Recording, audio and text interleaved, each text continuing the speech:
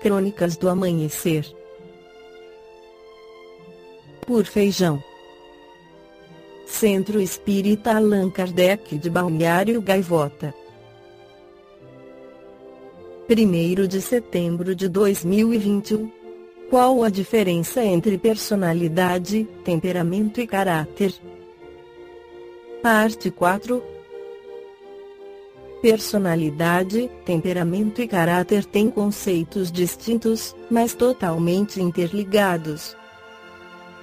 Talvez por esse motivo as pessoas tendem a confundir cada um deles e muitas vezes criam estereótipos ou realizam julgamentos por conta dessa confusão. Por isso, vale compreender um pouco mais sobre cada um. A personalidade, padrões mais estáveis e arraigados no modo de cada um se comportar, emocionar, pensar e se motivar, é construída durante a infância e parte da adolescência.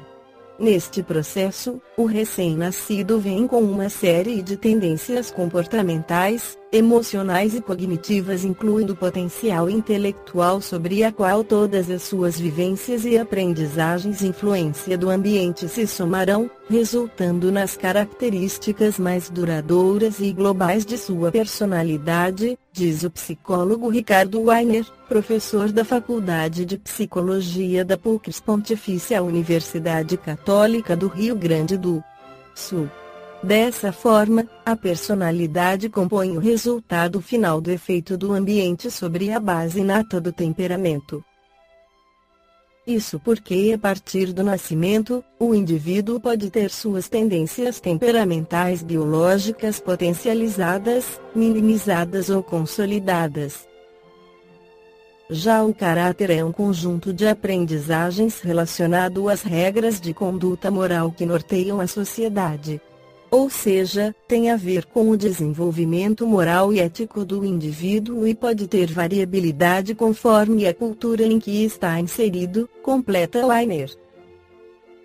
Para Marcela Mansur Alves, mestre em Psicologia e docente na UFMG Universidade Federal de Minas Gerais, a personalidade pode ser entendida como um sistema maior. Temperamento e caráter não mudam a personalidade porque fazem parte dela, diz. Definindo a personalidade. Personalidade é um conceito individual e único. Ela reúne um conjunto de condutas, emoções e cognições que irão compor um padrão comportamental de uma pessoa. De maneira simples, se considera que a personalidade de cada indivíduo é formada pelo temperamento, base biológica genética dos comportamentos e todas as influências das aprendizagens ambientais a partir do nascimento, caráter e demais aprendizagens, define Wagner. A personalidade pode ser modificada pelos acontecimentos da vida. Entretanto, a partir do momento em que está constituída de forma mais estável, fica mais difícil mudá-la. Segundo Alves, a personalidade tende à estabilidade, embora acontecimentos específicos possam alterar alguns desses elementos que a compõem. Já Eduardo Legal, professor na disciplina de Psicopatologia da Univali Universidade do Vale do Itajaí, explica que a personalidade não deve ser tratada como um padrão fixo, pois as experiências ao longo da vida podem influenciá-la. As pessoas são muito diferentes e são mais plásticas do que o conhecimento popular imagina, defende. Definindo o temperamento. O temperamento é o componente psíquico inato, geneticamente herdado. Ainda assim, não deve ser tratado como imutável. De acordo com Wagner, as experiências de vida, principalmente na infância, mais ainda na primeira infância, irão constituir novas tendências no modo do indivíduo ser e agir no mundo. Entretanto, estudos mais atuais demonstram que não temos como reverter 100% de nossa tendência genética. Por exemplo, um sujeito que nasceu com uma tendência baixa à extroversão, poderá se tornar uma pessoa sociável, mas jamais será aquele que se destaca dos demais por sua desinibição, explica o psicólogo. Definindo o caráter segundo Alves, o caráter pode se moldar de acordo com o desenvolvimento, sendo que educação e cultura podem interferir nesse resultado. Ele é parte da personalidade, majoritariamente desenvolvido por meio da experiência e aprendizagem.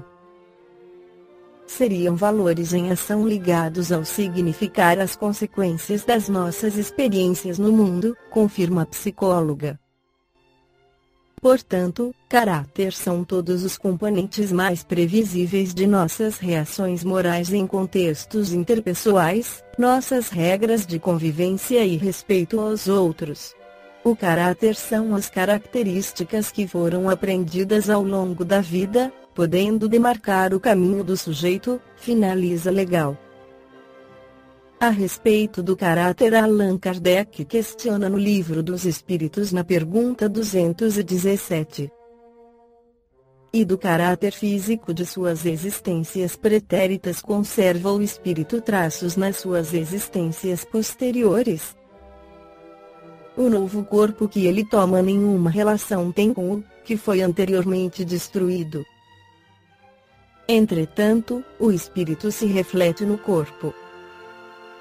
Sem dúvida que este é unicamente matéria, porém, nada obstante, se modela pelas capacidades do espírito, que lhe imprime certo cunho, sobretudo ao rosto, pelo que é verdadeiro dizer-se que os olhos são o espelho à alma, isto é, que o semblante do indivíduo lhe reflete de modo particular a alma. Assim é que uma pessoa excessivamente feia, quando nela habita um espírito bom, criterioso, humanitário, tem qualquer coisa que agrada, ao passo que há rostos belíssimos que nenhuma impressão te causam, que até chegam a inspirar-te repulsão. Poderia supor que somente corpos bem moldados servem de envoltório aos mais perfeitos espíritos, quando certo é que todos os dias deparas com homens de bem, sob um exterior disforme. Sem que haja pronunciada parecença, a semelhança dos gostos e das inclinações pode, portanto, dar lugar ao que se chama um ar de família. Allan Kardec comenta a resposta dos espíritos: nenhuma relação essencial guardando o corpo que a alma toma numa encarnação com o de que se revestiu em encarnação anterior, visto que aquele lhe pode vir de procedência muito diversa da deste, fora absurdo pretender-se que, numa série de existências, haja uma semelhança que é inteiramente fortuita. Todavia, as qualidades do espírito frequentemente modificam os órgãos que lhe servem para as manifestações e lhe imprimem ao semblante físico e até ao conjunto de suas maneiras um cunho especial. É assim que, sob o envoltório corporal da mais humilde aparência, se pode deparar a expressão da grandeza e da dignidade, enquanto sob o envoltório de aspecto senhoril se percebe frequentemente a da baixeza e da ignomínia. Não é pouco frequente observar-se que certas pessoas, elevando-se da mais ínfima posição, tomam sem esforços os hábitos e as maneiras da alta sociedade. Parece que elas aí vêm achar-se de novo no seu elemento. Outras, contrariamente, apesar do nascimento e da educação, se mostram sempre deslocadas em tal meio. De que modo se há de explicar esse fato, senão como reflexo daquilo que o espírito foi antes? Balneário Gaivota, 1º de setembro de 2021. Por Feijão. Centro Espírita Allan Kardec de Balneário Gaivota. Que a paz esteja com todos.